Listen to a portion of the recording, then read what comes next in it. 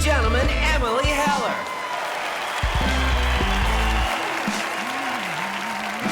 Guys, how are you? So nice to see you. I'm sorry if I seem a little flustered. It's just that this is exactly what my apartment looks like.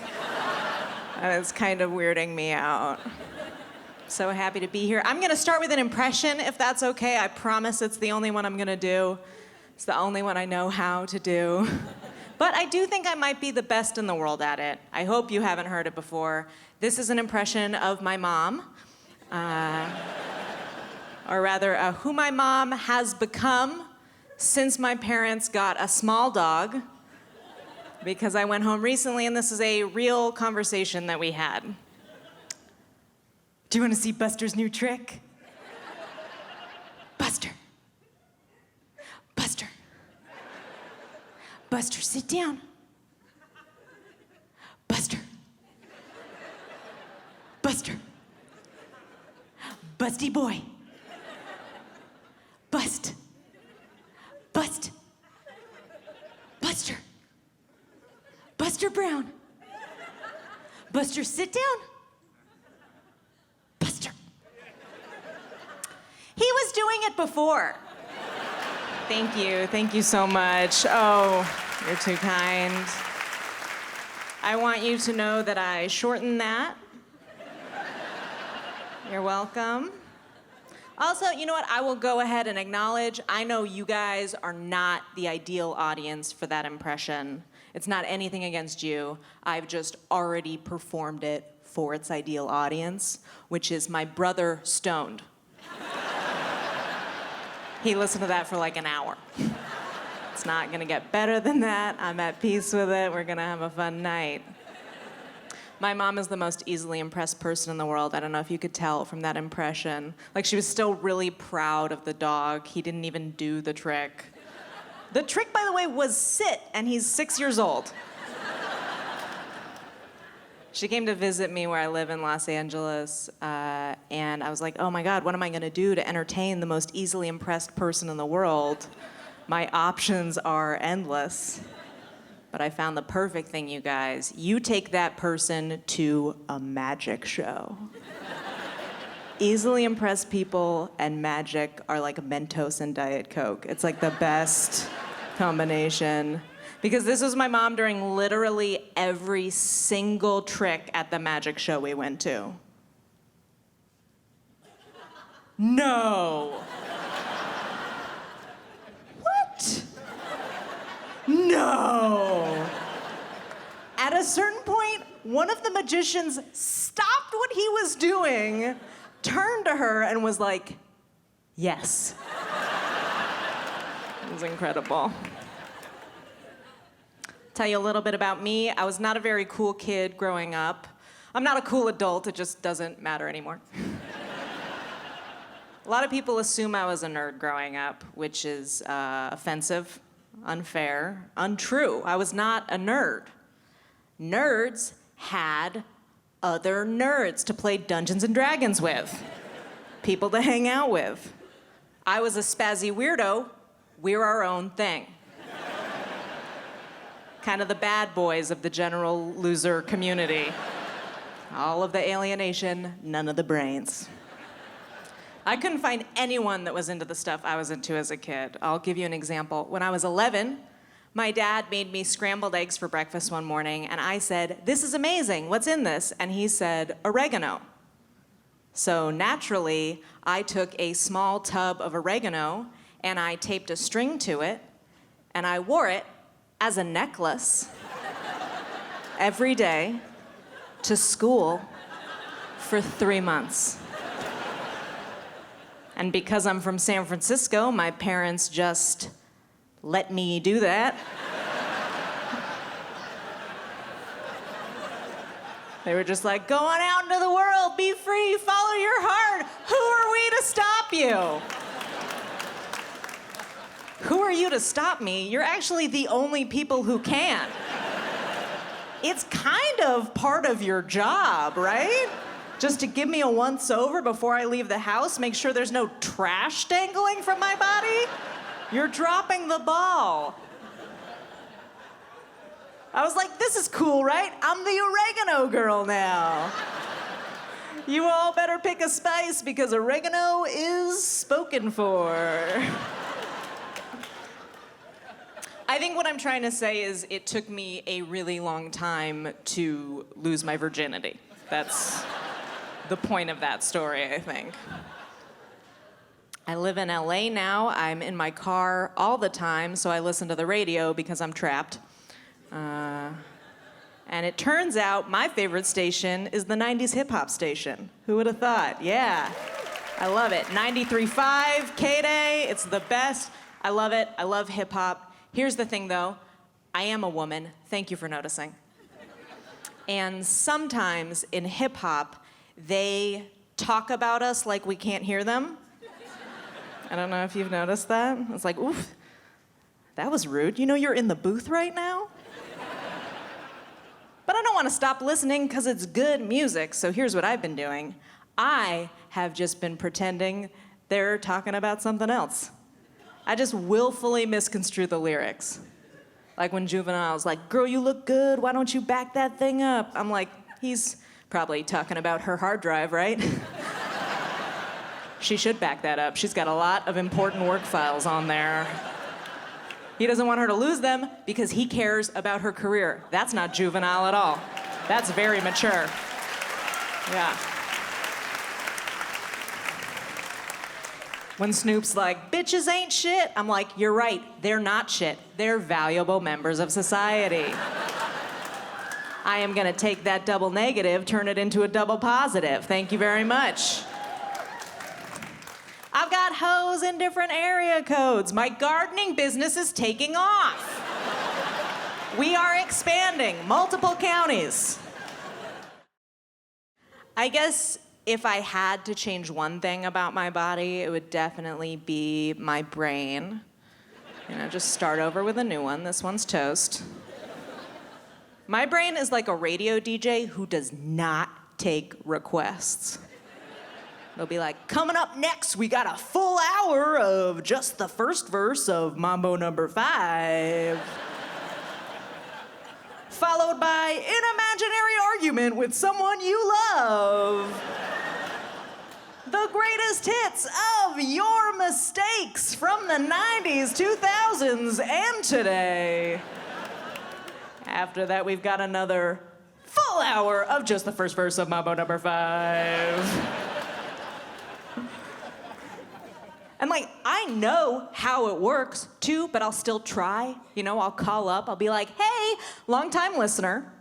Yeah, I was just wondering if you could play Silence for like an hour.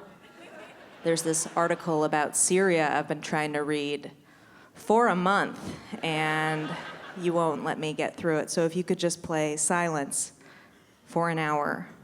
Dedicated to me. We don't have that one, but we do have 100 pressing questions about your ex's new girlfriend. Let's go to her Facebook page. After that, we've got a full hour of I Wanna Dance with Somebody by Whitney Houston. Oh, I actually really like that song. Quick question, could we get the lyrics? We don't have the lyrics!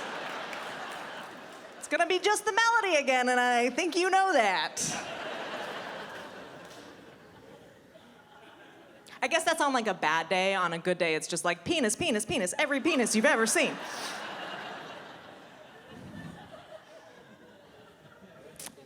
I am single at this point in my set. That's not supposed to be like a twist.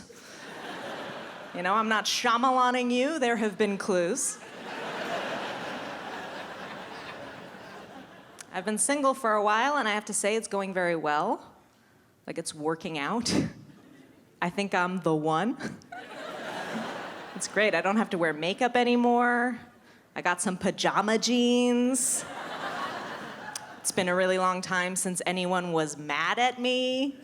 That's cool. People have a really hard time believing that I'm happy being single, especially my friends who are in miserable relationships. How does that work? They come over to my house, they complain about their lives for like an hour. And then they're like, so you getting back out there? And I'm like, no. They're like, why not? I'm like, 'cause I just talked to you. Were you not here for that? Your life is horrifying. Do you have any idea how long it's been since I've compromised? Relationships are so emotional too. The highs are really high, but the lows are really low, and you go back and forth all the time. I can't stand it. When I'm single, I'm just right here. The highs are not as high, that's true. Like you guys who are in relationships, when you guys are at your highest, right? When you guys are like hugging and kissing and whispering. It's been a while. I don't remember exactly everything that you do. When you guys are doing that, yes, I am at home watching Frasier. That's true. But when you guys are fighting and crying and trying to figure out each other's iPhone passwords, going to parties with people you hate, I'm watching Frasier. Yeah, I am just right here at home watching some Frasier. I do not hear the blues of Colin toss salad and scrambled eggs. That one's for my Frasier heads in the house. Thanks for coming out. Being single really is like the Frasier of emotional states, right? Because like it's never too good, but it's never too bad. It's just pretty reliable. We have some laughs. It might get old eventually, but I could see doing this for 10, maybe 11 seasons, no problem. And if you think about it, which I have, all the way through, Frasier, the character, Dr. Frasier Crane, he's single on that show. For 11 seasons, he's single on that show, and he's doing pretty good, right? He's got a good family, good friends, good job. He might be a little neurotic, a little lonely from time to time, but in general, he's got his shit together. Kelsey Grammer, on the other hand, the actor who plays Frasier, he's been married 4 times, engaged 5. He married a stripper who he said fired a gun at him.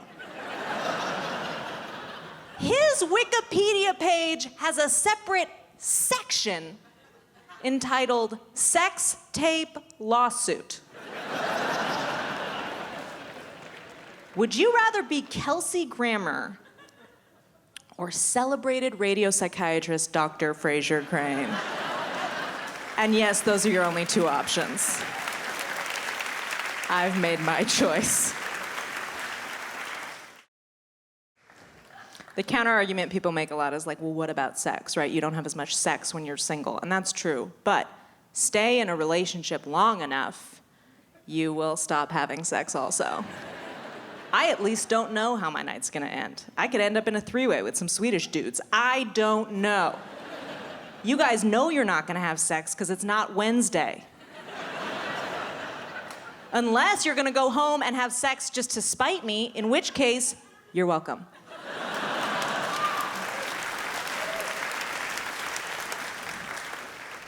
I'm not saying I want to be single forever. You know, anything could happen. Channing Tatum could get divorced. I'm not a homewrecker. I'll wait. I just really love to say that I want to be single forever in front of my married friends, because they hate that. Oh my God. They hate that so much. There's always one of them who'll condescend to me about it. He'll be like, Emily, come on. Single forever? You can't know that. You can't know that you're gonna want something forever.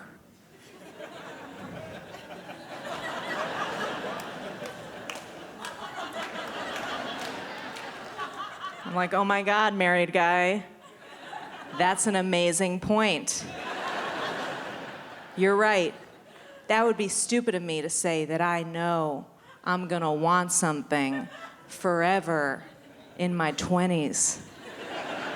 God, the only thing I could think of that might be stupider would be spending $50,000 to say it in front of everyone I know. My bad.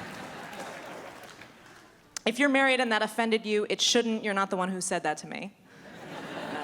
But if it did, here's what I want you to do. Go home, hug your spouse. Know that I will not be doing that because Netflix does not have arms. They haven't figured out that technology yet. But if they know their clientele, they are working on it.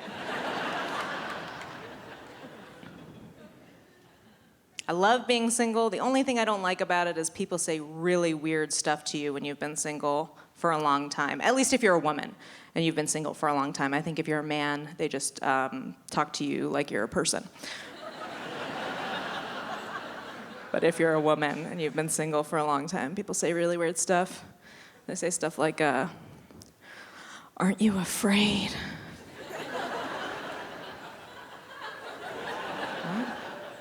What? No, but like, aren't you afraid of dying alone? Which is jumping ahead a few years. That's very morbid for this brunch. But I answer honestly when people say stuff like that to me. You know, I say, yes, I am afraid of dying alone.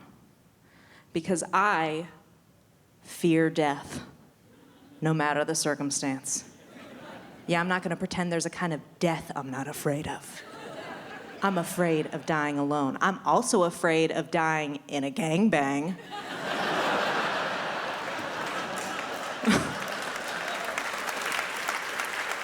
It's not the alone part of that scenario that's freaking me out. At least if I die alone, I'm not ruining a party. I don't want that to be my legacy. Besides, you guys, I am not gonna die alone. There are going to be so many cats there.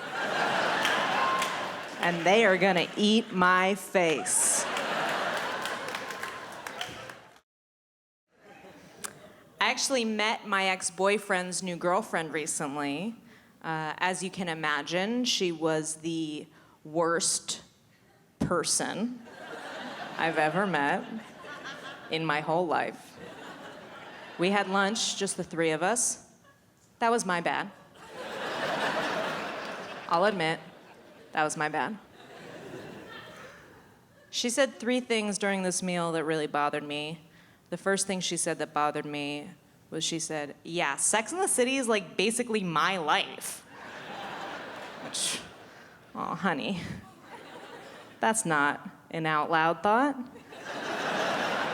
right?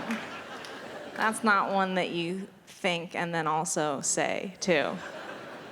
But I'll let it slide. The second thing she said that really bothered me was she said, yeah, I don't really have any female friends. Which that's a red flag for anyone, but like especially someone who just said that Sex and the City is basically her life. Oh my God. If Sex and the City is basically your life and you don't have any female friends, I have to assume that means you just get drunk alone at restaurants and talk loudly about penises to no one. That's the only way that works. And the third and final thing she said that bothered me, and I want you to know, we were not talking about this. She just brought it up out of nowhere, was she said, you know, I kind of think a lot of people just voted for Barack Obama because he's black. I know, what a Samantha, right?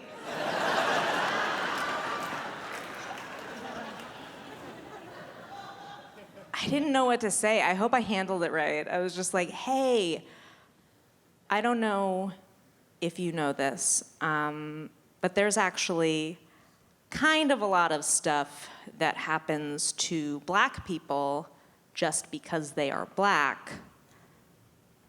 The presidency is like the least common of all of them.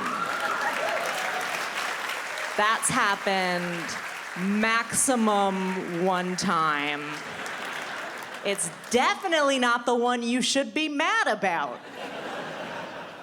What are you supposed to do if someone you know is dating a racist? Are you supposed to talk to him about it, or like national television? Because I'm doing the second one. You guys have been so great. I'm Emily Heller. Thank you so much.